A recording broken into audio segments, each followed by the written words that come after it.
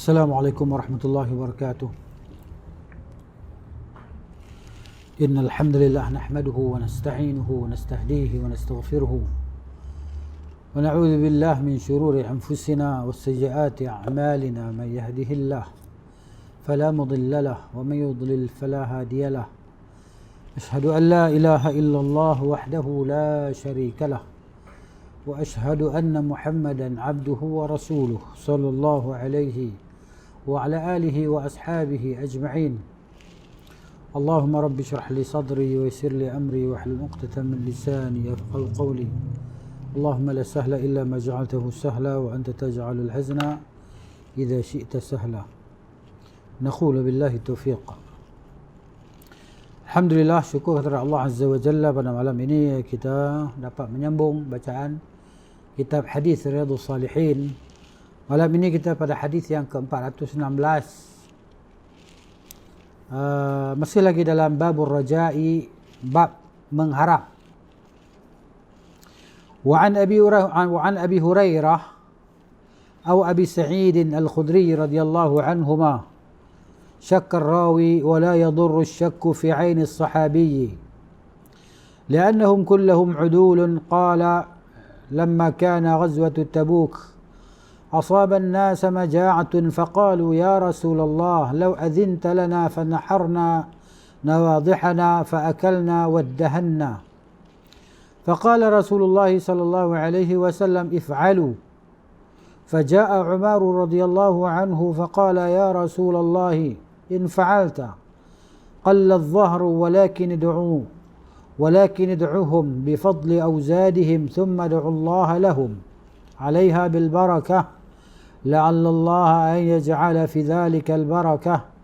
فقال رسول الله صلى الله عليه وآله وسلم نعم.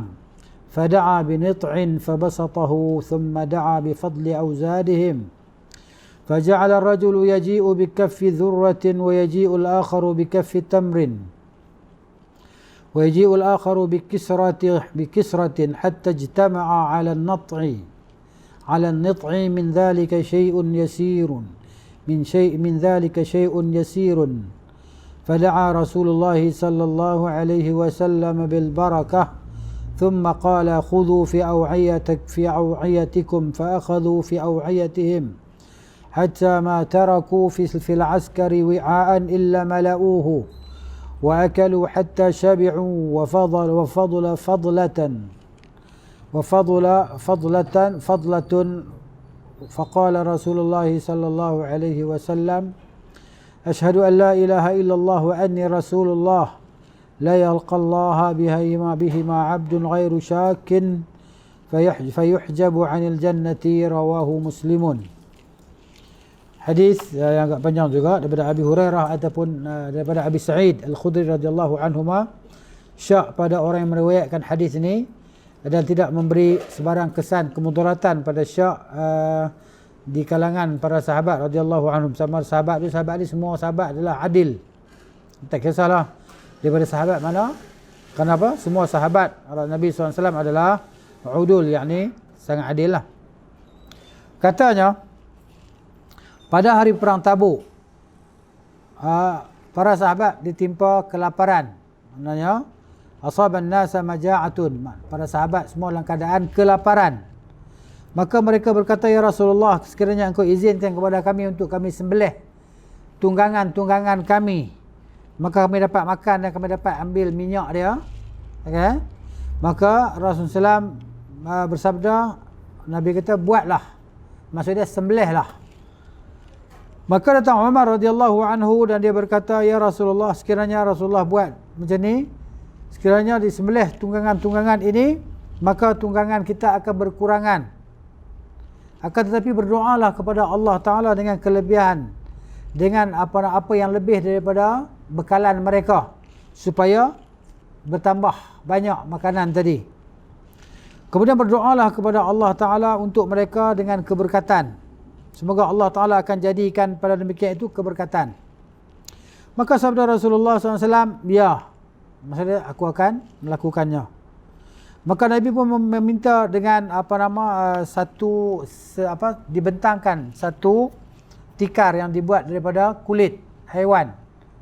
Kulit tikar yang dibuat daripada kulit haiwan, maka diletakkan, dihamparkan kulit haiwan tadi. Kemudian Nabi SAW minta kepada semua para sahabat untuk meletakkan makanan-makanan yang ada pada mereka di atas tikar tersebut ataupun hamparan tersebut.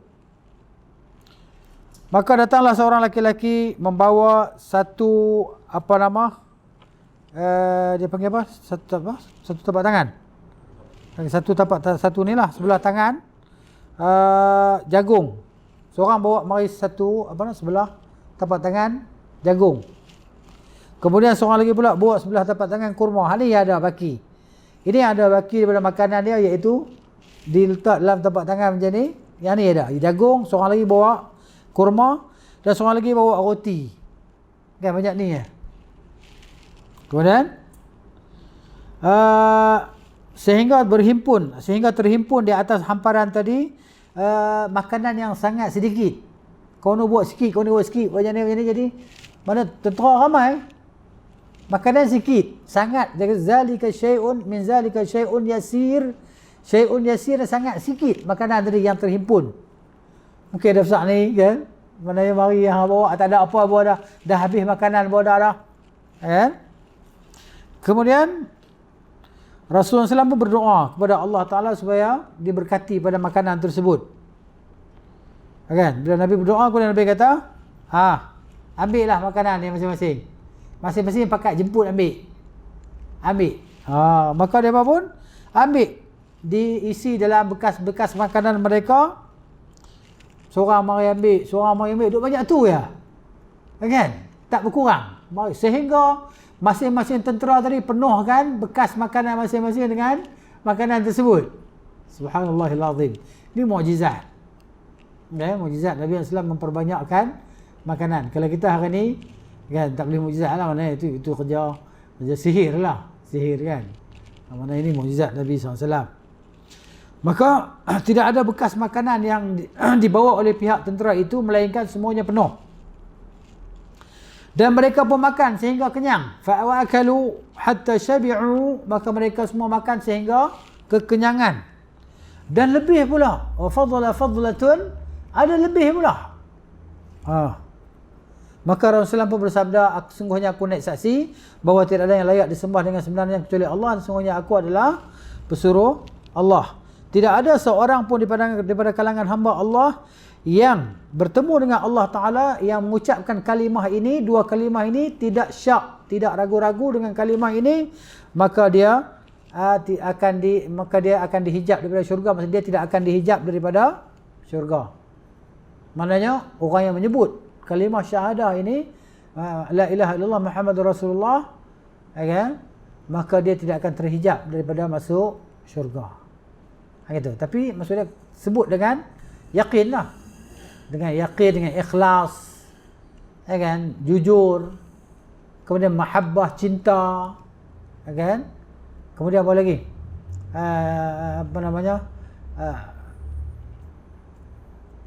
dan patuh, unqiyad, ya, patuh dengan apa yang Allah Ta'ala perintahkan. Maksudnya kalimah la ilaha illallah Muhammadur Rasulullah ni maknanya dia terkandung padanya perintah dan larangan. Perintah dan larangan maksudnya buat apa yang Allah Ta'ala suruh, tinggal apa yang Allah Ta'ala larang. Benda paling besar Tuhan suruh apa dia? Tauhid lah. Benda paling besar Allah Ta'ala suruh adalah akidah yang murni. Tidak boleh ada unsur-unsur kesyirikan. Kan, puja tu puja ni, seru tu seru ni. Kan, macam orang kita seru orang tu, tua kita kadang-kadang jampi apa semua kan, dia duduk seru kan. Seru sana, seru ni, seru tok nenek dan sebagainya. Ini kesyirikan. Kan? Begitu. Last kali dia kata apa? Berkat la ilaha illallah Muhammadur Rasulullah. Kan? Ataupun berkat doa Sayyidina Ali. Sebab Sayyidina Ali tidak Abu Bakar. Ni contoh pengaruh Syiah tu mai lama dah ke Malaysia ni kan. Tungkat Ali. Berapa ratus tahun dah orang disebut tungkat Ali. Ratus tahun dah. Dia tahu tungkat Abu Bakar tak? Tungkat Umar tak ada. Tungkat Ali. Ya, daripada mana? Sejarah. Kacip. Kacip Fatimah. Tidak kacip Aisyah. Nampak tak? Tidak kacip Khadijah. radhiyallahu anhunna, radhiyallahu anhun. Gitu. Baik. Jadi maknanya hadis ni Al-Imam An-Nawawi rahimahullahu taala dia letak dalam bab mengharap tadi. Pasal apa? Ya kan? Pasal tu la ilaha illallah Muhammadur Rasulullah tadi. Barang siapa yang menyebut kalimah ini dengan ikhlas dan mengharapkan daripada sisi Allah, maka Allah Taala akan berikan apa yang dia hajati tadi, daripada keselamatan hidup di dunia dan di akhirat. Baik, kata Syekh Salim hafizahullah taala dalam kitab syarah dia Bahjatul Nadhirin, di antara pengajaran hadis ini yang pertamanya dia anjurkan bagi al-imam ataupun ketua pemerintah, raja, sultan untuk mengikuti ataupun menyertai tenteranya dalam medan perang. Kan, selain daripada panglima ataupun jeneral, mana sultan, raja pun dianjurkan untuk menyertai angkatan perang tadilah. Nah, tapi dia mana di tempat dia lah, dalam kemah dia tersendiri. Supaya apa? Supaya dia akan memberi keteguhan dan semangat motivasi kepada para tentera dia. Macam Nabi SAW. Yang pertama. Yang keduanya, adab para sahabat radhiyallahu anhu bersama dengan Rasulullah SAW. Yang mana mereka ni kalau nak buat sesuatu, dia pun akan minta izin kepada Nabi. Ya kan? Padahal unta masing-masing, kuda masing-masing, kenderaan masing-masing, ikut suka dia nak buat apa pun. Tapi dia pun minta izin kepada Nabi SAW. Ini contoh akhlak, adab Nabi. Nak buat apa, dia minta izin ke Nabi. Faham gitu? Baik. Jadi ini pengajaran apabila satu kumpulan dalam perjalanan, dalam bermusafir, dalam berperjalanan itu, maka mereka ada satu ketua, satu amir. Maka setiap jemaah tadi dia tak boleh buat perkara sewenang-wenangnya, melainkan dengan mendapat mesyuarat ataupun cadangan daripada amir ataupun perintah daripada amir ataupun ketua tu. Selama mana perintah dia tidak membawa kepada kemudaratan lah.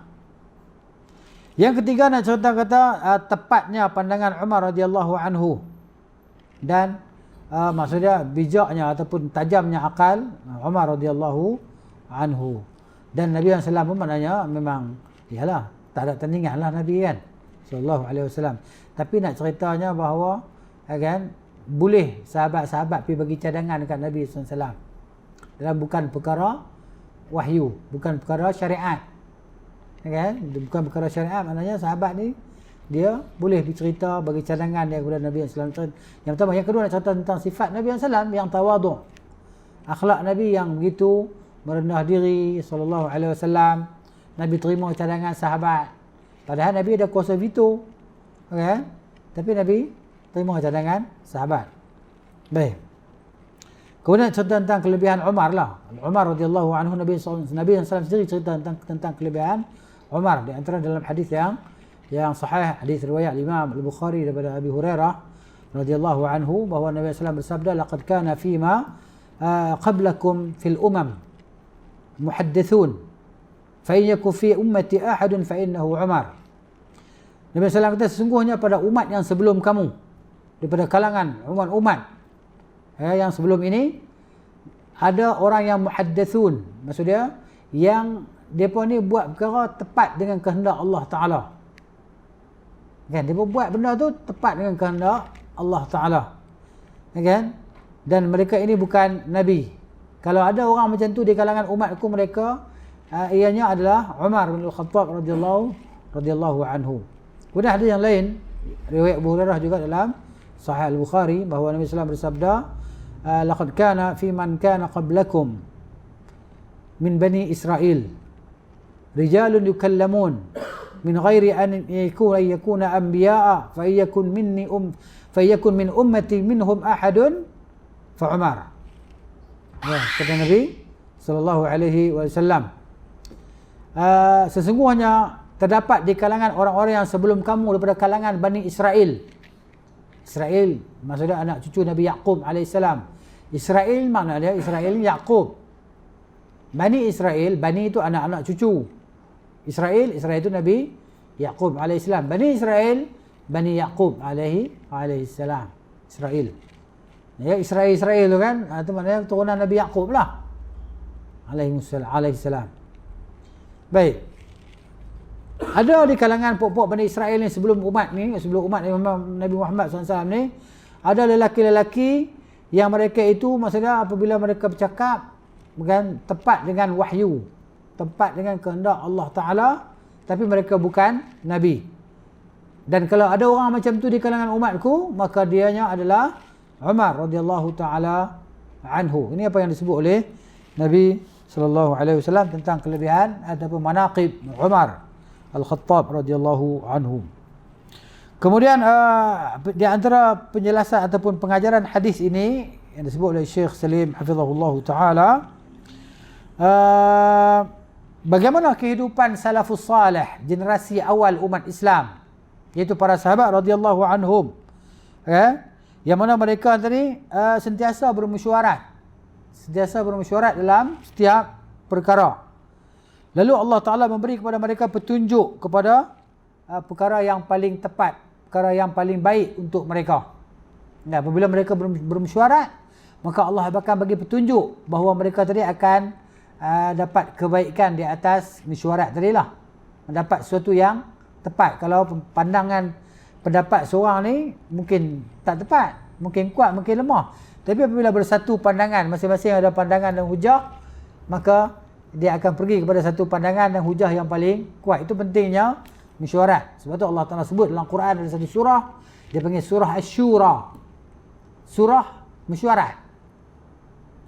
Contoh kata pentingnya meeting ni. Meeting penting dalam apa perkara kan. Jadi orang kita ni masih kebanyakan kalau nak buat meeting dia nak kahwin lah, nuri kahwin. Siapa nak jadi tuan rumah, kan? Siapa nak jadi mentara, jadi ketua mentara, atau mentara ni bahagian tu lah, bahagian apa nama hidang-hidangan ni.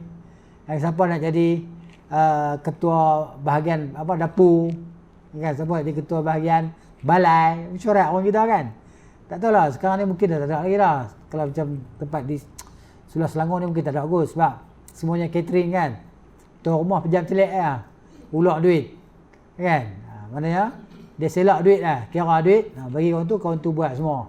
Tapi kalau sebahagian tempat macam di kampung-kampung kita kan, contohnya sebelah utara kau, Kelantan mungkin kan, tak kisah lah. Yang mana masih ada lagi tradisi yang macam tu. Dan sebelum majlis tu dia pada mesyuarat, meeting kan, 2-3 hari nak kenuri, ada orang meeting lah.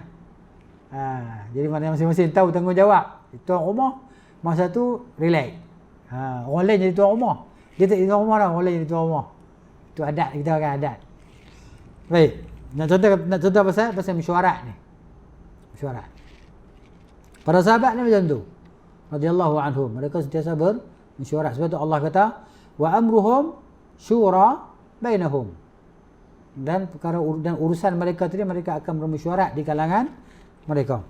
Itu di antara pengajaran hadis. Kemudian cerita lagi tentang sifat tawadhu' Rasulullah sallallahu alaihi wasallam, yang mana Nabi tadi sanggup mendengar pendapat Umar dan Nabi terima cadangan Umar radhiyallahu anhu. Kemudian lagi galakkan supaya membantu di antara kaum muslimin dalam segala perkara, tolong menolong. Macam kita lah musim hikmah, musim Covid dulu kan, masa musim Covid pertama kan, kita tengok masya-Allah kan, ramai orang yang frontliner ni maksudnya buat masak, bantu bagi makanan kan, pergi ke rumah-rumah orang, bawa minyak, bawa beras apa semua kan. Ni masa PKP yang di awal dulu lah. Kita berapa kali lah, 3 kali kan. Ni yang kali yang ketiga. Yang pertama dulu kita tengok macam dulu kita kena satu kejutan lah. Kejutan kan, kejutan virus ni kan. Jadi semua pekat takut, bimbang apa semua, sampai kerja tak makan, sampai tak makan, ada yang tak ada makanan apa semua. Tapi ada di situ, masa itu Zahir, orang-orang yang baik-baik tadi kan, dia tolong-menolong tadi. Jadi maknanya galakkan supaya saling tolong-menolong di antara kaum muslimin dalam segala urusan mereka. Ini jelas dalam perbuatan para sahabat radhiyallahu anhum ketika masing-masing bawa makanan. Dia ada segenggam makanan, segenggam jagung, segenggam roti dan sebagainya, pergi letak di situ kan, kongsi seorang sikit. Gitu. Sebab perang Tabuk ni dia panggil waktu masa tu musim panas, Jaish al-Usrah, tentera yang dalam kepayahan gitu. Sampai ada sahabat yang berjimat makanan apa semua tadi, sampai di kurma-kurma dia tadi, sebiji kurma nak jaga, tak mau pergi habis. Letak isap macam coklat tu. Macam gula-gula. Macam gula-gula kan kurma tadi kan. Jaga takut habis bekalan makanan sebab macam tu. Contoh tentang sahabat radhiyallahu anhum. Dia bukan macam kita. Kita penuh dengan kemewahan. Makanan berlama-lama sampai membazir-bazir, membuang-buang para sahabat ni. Jadi sebab tu kita ni banyak sangat mungkin hisap. Sebab maka ditanya kan tentang mana kamu ambil, ke mana kamu nafkahkan, makanan ni kenapa kamu buang. Kan? Kenapa masak banyak-banyak? Takut banyak soalan kena jawab. Bab makanan saja. Belum bab lain lagi. Terutamanya bulan Ramadan lagi teruk pembaziran. Orang bulan Ramadan bulan penjimatan. Kita ni kos bulan Ramadan lagi mahal. Terbalik. Kan? Jadi gitu, membazir-bazir. Kau ni beli, kau ni beli. Lepas tu besok buang. Na'udzubillah. La tus'alunna yawma idzin 'anil na'im. Rasulullah SAW satu hari Rasulullah keluar. Kan? Dalam keadaan lapar keluar dari rumah. Kan? Jadi Umar pun keluar, Abu Bakar pun keluar pada rumah, masing-masing dalam keadaan lapar. Bila bertemu, kan, masing-masing pakat tanya, kenapa kamu keluar? Tidak mengeluarkan saya dari rumah melainkan lapar. Lapar yang mengeluarkan mereka daripada rumah, keluar jalan-jalan. Keluar jalan-jalan. Jumpa 3 orang tadi, Rasulullah SAW, Abu Bakar dan Umar radhiyallahu anhuma. Jadi bila dah jumpa tadi, datang seorang sahabat pula. Dia ni masak. Dia masak, maka dia jemput Rasulullah SAW, Abu Bakar dan Umar pergi makan kat rumah dia. Rezeki kita bukan tahu rezeki kita kat mana kan. Kita pasal lapang. Saya kita tengok kalau ada je kawan ajak belanja dan sebagainya. Rezeki. Jadi pergi makan. Dah makan. Dah sudah makan, selesai makan. Maka kata Nabi SAW, la tus'alunna yawma idzin 'anil na'im. Sungguhnya kamu semua pasti akan disoal pada hari itu tentang nikmat ini. Makanan yang kita makan tadi kan. Subhanallahil azim. Kalau Tuhan nak kira kita teruk kita. Kan, kalau Allah nak kira kita memang teruk lah kita. Kan? Pembaziran dan sebagainya kan. Masak-masak banyak tak makan, basi buang. Basi buang. Ya? Nak beli kat ayam pun tak ada. Kalau ada ayam, boleh juga bagi ayam. Yang gemuk sembelih bagi ayam makan. Gitu. Ini cerita tentang kehidupan para sahabat radhiyallahu anhum, sebuah kekurangan dari sudut makanan, pakaian, ya. Sebab tu kan Nabi SAW tak heran kalau kita ni fakir. Nabi tak heran. Nabi tak susah hati. Nabi kata, mal faqru akhsha alaikum. Mal faqru akhsha alaikum. Kama qala Nabi SAW. Bukanlah kefakiran itu yang aku takut ke atas kamu. Walakin akhsha an tubsata lakum ad-dunya. Tetapi aku takut bahawa dihamparkan, dibentangkan kepada kamu keduniaan, kekayaan, kemewahan. Ya? Maka kamu semua fatanafisu fiha, maka kamu semua akan berlumba-lumba, berebut-rebut untuk mendapatkannya. Ya, bida, kan? Ambil tender, saya nak. Semua pekat nak kan? Semua pekat nak jadi menteri. Pasal apa? Tanya siapa? Tanya orang yang minat nak jadi wakil rakyat, minat jadi menteri. Tumpang tanya. Ya. Pasal apa yang pulun sangat ni? Orang Kedah kata. Pasal apa yang usaha begitu sungguh-sungguh untuk menjadi menteri, untuk menjadi wakil rakyat, Perdana Menteri ni, pasal apa ni? Nak apa sebenarnya ni? Dan kita fikir balik, mana ada manusia nak menyusahkan diri dia, betul ya? Tak ada manusia yang nak menyusahkan diri sendiri. Tentu ada sesuatu hasrat di sebalik keinginan. Ya? Iyalah. Dia paling kurang dia pun nak nama. Nak nama. Pasal apa? Pasal dia berkata manusia mati tinggal nama. Nak lawan dengan harimau mati tinggal belang. Manusia mati tinggal nama. Depa nak nama depa tadi disebut-sebut. Nak buat apa kalau sebut nama macam Firaun? Orang sebut juga nama dia. Firaun. Ya, jadi begitu. Wal'iyadzubillah. Kemudian inilah dia. Ya. Nak cerita lagi bahawa thubut mu'jizah, maknanya mukjizat. Nak cerita menyatakan hadis ni pernyataan tentang mukjizat Rasulullah sallallahu alaihi wasallam itu memperbanyakkan makanan. Dan ini berlaku bukan sekali ya, banyak kali. Lagi satu waktu ketika perang Ahzab, perang Khandaq. Ya kan? Seorang sahabat yang bernama Jabir bin Abdullah radhiyallahu anhuma. Ya. Perang Khandaq tadi. Bini dia masak. Dia lah adalah anak lembu sembelih cik kan. Anak kambing kan lembu tengah. Sembelih dia isteri dia masak, isteri dia kata, "Pergi panggil Rasulullah SAW. Mari sini makan." Ya kan? Jadi maknanya Jabir pun pergi lah panggil Nabi SAW. Dia bisik Rasulullah di rumah ada makanan. Ya. Jom pergi makan di rumah. Yalah. Nabi SAW kan, sahabat-sahabat lain semua sekeping batu ya, ikat di perut. Batu yang jenis keping tu kan. Ikat di perut kerana nak bagi betul tulang belakang ni. Perut dah kosong. Ya. Ikat batu di perut supaya nak boleh buat kerja tadi, nak gali parit. Makanan tak cukup. Dan Nabi SAW apa? Dua keping batu. Kan? Letak ikat di perut ni. Ya, Nabi SAW. Padahal Nabi. Ya. Baik. Maka bila Jabir bisik beritahu kat Nabi SAW, maka Nabi pun panggil satu tentera, satu batalion. Semua sekali. Jom pergi makan di rumah Jabir. Jabir dengar pucat. Lari balik rumah. Beritahu kat Nabi SAW.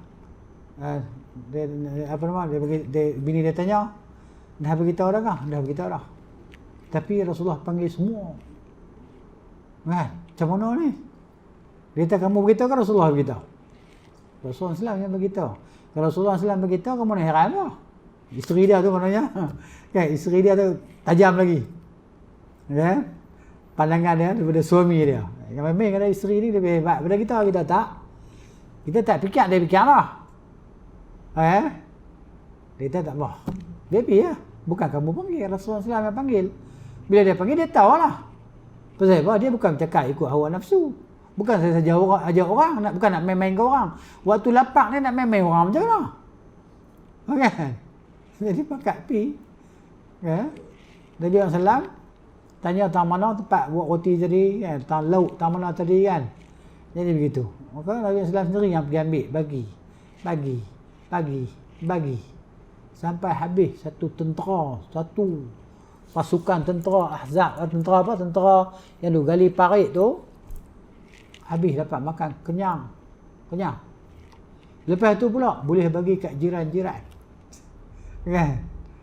Jadi maknanya makan duduk lagi. Tapi bila dia berbuka dah, habislah, tak ada lah. Ini untuk Nabi SAW, bukan untuk Tok Guru Pondok. Bukan untuk Tok Guru Pondok. Nah, Tok Guru Pondok dia berkata buat cerita lain pula. Naik motor, minyak tak ada, buah ayak parit. Tok Guru kata jangan buka. Ni cerita ni masyhur ni. Kan, sanad dia main kat mana kita pun tak tahu. Sanad main kat tapak kaki kat mana kita tak tahu. Tapi masyhur. Tok Guru kata jangan buka Kau dia pun lama dia nak buka, tengok ada apa ni, minyak terkengkering ni. Cerita. Kita duduk kan. Kita dengar cerita, orang duk cerita, kita duduk nganga dengar. Kan? Lepas tu buka-buka, karat habis lah kita. Pasal ayak masuk dalam tangki minyak. Cerita kahun. Kan? Gitu. Jadi nak buat sama dengan Nabi SAW mukjizat. Mana ada? Ada pun kata karamah ni, karamah. Jadi kita kata kamu tengok tak? Orang cerita kat aku. Siapa cerita kamu? Si Fulan. Lain kali orang yang pertama tu aku pun tak tahu. Aku macam dengar orang cerita ataupun aku mimpi lain kali. Lain kali sumber sanad dia mimpi. Astaghfirullahalazim. Baik.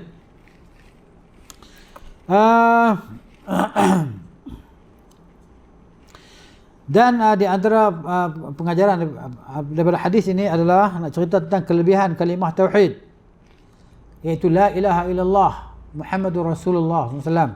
Yang maknanya dia adalah kunci syurga lah. Selama mana orang yang mengucapkannya tadi tidak syak. Kalau dia syak, dia ragu, maka dia tak jadi kunci syurga lah. Tak jadi kunci pintu syurga lah. Kan? Gitu. Maknanya mesti sebut dengan yaqin. Yaqinun, ikhlasun, wa sidqun, wa mahabbatun, wa inqiyadun. Kan? Kemudian hadis yang seterusnya 417, wa an Itban bin Malik radhiyallahu anhu wa huwa mimman syahida Badran. Hak ni confirm syurga lah, ahli Badar ni. Ahli Badar. Allah Taala kata kat depa, "Ya'malu ma syi'tum qad ghafartu lakum." Hadis kursi, Allah Taala kata, hampa buat apa hampa nak buat, aku dah ampun dosa hampa. Ini daripada pernyataan daripada Allah Azza wa Jalla pada kisah Hatib bin Abi Balta'ah radhiyallahu anhu. Hatib bitba, Hatib. Maknanya ketika Nabi SAW nak pergi takluk Mekah, kan? Hatib bin Abi Balta'ah tadi, dia sahabat ahli Badar. Dia tulis surat kepada penduduk Mekah, bagi tahu bahawa Nabi SAW datang nak takluk Mekah. Lepas tu pembukaan kota Mekah. Jadi dia tulis surat, dia bagi pada satu wanita, satu hamba perempuan, untuk bawa surat tu pergi bagi serah kepada penduduk Mekah. Maka Nabi SAW, Allah Ta'ala wahyukan kepada Nabi supaya pergi kejar perempuan tadi. Maka Nabi suruh sahabat Ali dan siapa seorang lagi, Ali dan Miqdad kan, siapa tak ingat lah, Ali yang dia pergi kejar. Maka dia berjumpa perempuan tadi satu tempat dan dia bertahan. Dia berkata, bagi surat. Perempuan tadi kata, surat apa? Mana ada surat? Maka dia berkata dekat dia, la tu'tiyanna aw lanujarridannaki. Kamu nak bagi ke, kami nak telanjangkan kamu. Sebab Rasulullah ma kadzaba Rasulullah sallallahu alaihi wasallam. Rasulullah tak cakap dusta. Sahabat ni confirm, yakin.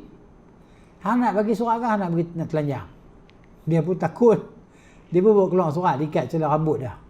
Bagi. Sahabat tak baca pun surat tu. Balik serah pada Nabi sallallahu alaihi wasallam. Ya? Maka dibaca pada Nabi sallallahu. Nabi kata, Hatib, apa benda ni? Kan? Dia kata, Rasulullah, aku ni bukan munafik, bukan kafir lah. Aku benci kafir selepas Islam. Tetapi aku ada kaum kerabat di sana yang aku ni dah berjanji dengan puak-puak Mekah tadi supaya mereka jaga keluarga aku dan jangan sakit, ganggu keluarga aku. Jadi aku janji jugalah, maksudnya macam ada imbalan. Kan? Yang aku kena buat tu mereka, yang aku akan buat tu mereka. Maka Umar kata, Rasulullah, biarkan saya pancung leher orang munafik ini.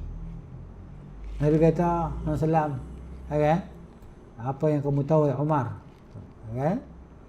Allah Ta'ala kata, buatlah apa yang kamu nak buat. Bahawa dia ni adalah ahli Badar. Kan? Dia ni adalah ahli Badar. Jadi maknanya Allah dah kata, buatlah apa kamu nak buat. Semuanya, aku dah ampunkan dosa kamu. Ini kelebihan ahli Badar. Dahsyat kan? Kan dahsyat. Lepas ni Allah Ta'ala bagi dia keistimewaan ahli perang Badar tadi kan. Sebab tu kalau sahabat ni belakang tu Al-Badri kan, gitu. Dan Umar pun radhiyallahu anhum, di kalangan tentera dia, maknanya siapa yang bekas tentera Badar, digaji dia lebih daripada orang lain lah. Gaji dia lebih mahal daripada orang lain yang bukan ahli Badar. Itu keistimewaan. Umar tu sendiri ahli Badar juga. Kan? Khulafa ar-Rasyidun semua ahli Badar. Al-Ashara al-Mubashirun bil jannah. Lepas ni adalah ahlu Badrin. Dan Itban bin Malik radhiyallahu anhu, dia ni mimman syahida Badran, dia adalah ahli Badar. Kata dia, kuntu usalli liqaumi min Salim min bani kuntu usalli liqaumi Bani Salim. Dia kata aku dulu jadi imam kepada kaum aku iaitu Bani Salim. Wa kana yahulu baini wa bainahum wadin, dan apa nama, di antara aku, rumah aku dan masjid Bani Salim ni ada wadi. Wadi dia macam lembah yang berair. Bila hujan turun memang takung ayak tenggelam lah. Dalam lah. Dalam. Idza ja'atil amtar, bila hujan turun memang ayak takung nak pergi masjid tak boleh ha. Tak boleh ke masjid. Kan? Nak mengharung air tadi kan. Fayashuqqu alayya ijtiyazuhu qibala masjidihim. Susah bagi saya untuk melintas wadi tadi nak pergi ke masjid kampung, masjid apa, masjid kampung tadi lah, masjid Bani Salim tadi, sebab dia jadi imam. Faji'tu Rasulullah SAW, maka aku pun mendatangi Rasulullah SAW. Faqultu lahu, aku pun berkata kepada dia, inni ankartu basari, ya Rasulullah, mata saya ni tak nampak lah, rabun kan, mata saya rabun, tak nampak.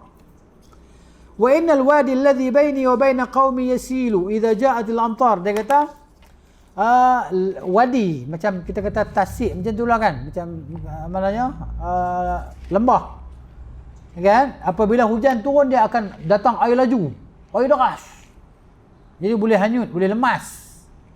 Saya mata tak boleh nampak kan, mata saya rabun, dia kata.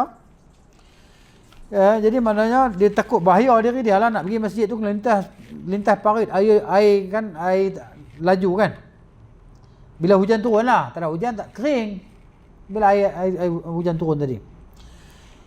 Fayashuqqu alayya ijtiyazuhu, maka jadi susah untuk saya melintas apa nama air tadi. Fawadittu annaka ta'ti, maka saya ni suka sangatlah ke Rasulullah datang rumah saya. Fatusalli fi baiti, dan Rasulullah semayang di rumah saya, makanan attakhidhuhu musalla.